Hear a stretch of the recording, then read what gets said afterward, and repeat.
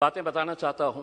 Morocco बहुत छोटा सा देश है, लेकिन जब ब्राज़ील को हराया तो शायद ब्राज़ील ने कभी सपने में भी नहीं सोचा होगा कि मोरक्को से हम हार जाएंगे। मेसी की अर्जेंटीना को जब सऊदी अरब ने हराया तो अर्जेंटीना ने कभी सोचा भी नहीं होगा कि सऊदी अरेबिया हमें इस तरह से हरा सकता है करके। लेकिन ये दोनों टीम्स, चाहे वो मोरक्को हो या सऊदी अरेबिया, जब मैदान में उतरे होंगे, उन्होंने पिछले 5 सालों से लगातार मेहनत कर रहे हैं ये सोचकर कि हम उतरेंगे तो हम जीतेंगे करके। हमें 135 करोड़ की आबादी वाले देश के अंदर हम लोग क्या कर रहे थे उस वक्त? हम टेलीविजन के सामने बैठे हुए थे और हम ताली बजा रहे थे।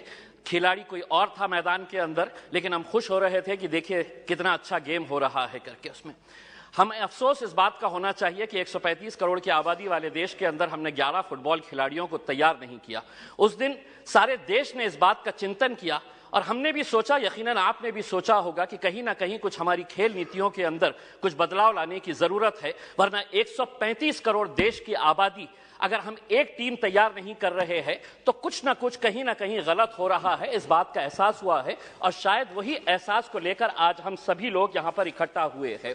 मंत्री जी, मैं आपसे पूछना चाहता हूं, यूएस और चाइना ऐसा क्या कर रहा है कि उनके खिलाड़ी मैदान के अंदर उतरते हैं? कोई भी इंटरनेशनल इवेंट जब ऑर्गेनाइज होता है तो उनके खिलाड़ी गोल्ड ऐसे ही हंसते हंसते लेकर चले जाते हैं। हम एक गोल्ड अगर लेके आ जाते हैं तो पूरा देश सेलिब्रेट करता है, बल्कि प्राइम मिनिस्टर ले लीजिएगा, पूरे मिनिस्टर्स ले लीजिएगा, पूरे चीफ मिनिस्टर्स उसका जश्न मनाते हैं, जबकि हमारे पास पोटेंशियल इससे ज्यादा है।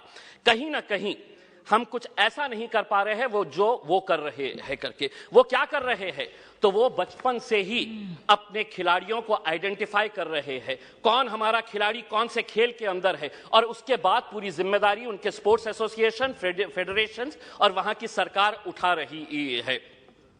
हमें मंत्री जी हमारे शॉर्ट टर्म गोल्स और हमारे लॉन्ग टर्म टारगेट्स क्या होने चाहिए, इसको आइडेंटिफाई करने की जरूरत है। मंत्री जी, मैं आपसे अनुरोध करना चाहूंगा, एक सर्वे करवाइएगा पूरे देश के अंदर कि कितने ऐसे स्कूल्स हैं कि जहां पर स्पोर्ट्स टीचर्स मौजूद है।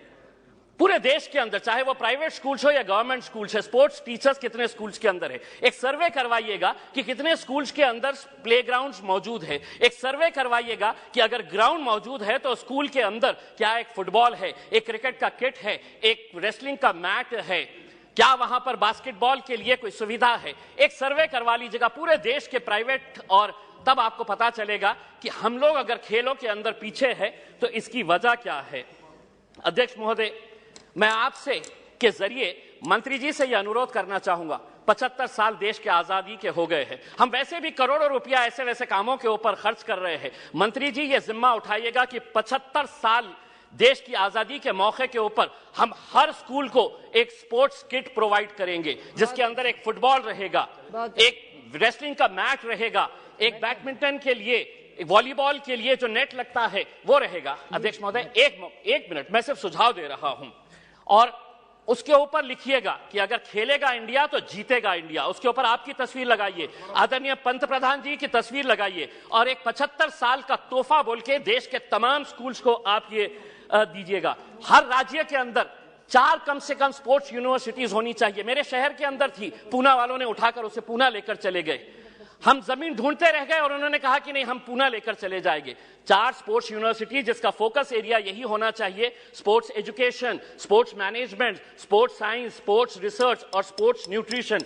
मैं मंत्री जी आपको बताना चाहता हूं, औरंगाबाद के अंदर एक स्पोर्ट्स अथॉरिटी ऑफ इंडिया का साई का एक्सीलेंसी सेंटर है। आज तक करोड़ों रुपया आपने खर्च किए हैं उसके ऊपर, लेकिन कोई भी एक इंटरनेशनल लेवल का वहां पे इवेंट ऑर्गेनाइज नहीं किया गया है। आप खेलो इंडिया के जरिए आप अंडर 17 के टैलेंट को आप आइडेंटिफाई करते हैं, हम उसका स्वागत करते हैं। उसी तर्ज के ऊपर अगर स्कूल गेम्स फेडरेशन, अध्यक्ष जी सिर्फ 1 minute, school games federation of India को यह जिम्मेदारी देते हैं कि आप अंडर 14 के जितने भी टैलेंट है उसको आइडेंटिफाई करिएगा। दूसरा, सबसे जाते जाते सिर्फ यह कहना चाहूंगा, भारतीय जनता पार्टी के एक एमपी है बृजभूषण सिंह जी, वो खुद एक पहलवान है। अगर वो रेसलिंग फेडरेशन ऑफ इंडिया के प्रेसिडेंट है तो हम उसका स्वागत करते हैं, लेकिन जिसने कभी जिंदगी में कोई एक गोल नहीं किया वो फुटबॉल एसोसिएशन का प्रेसिडेंट, जिसने कभी क्रिकेट बैट नहीं पकड़ा वो क्रिकेट एसोसिएशन का प्रेसिडेंट हो गया है। इसीलिए हम आपसे अनुरोध करेंगे, एक नियम बनाइए, राजनेताओं को खेलों से दूर रखिएगा, तब जाकर हमारे खिलाड़ी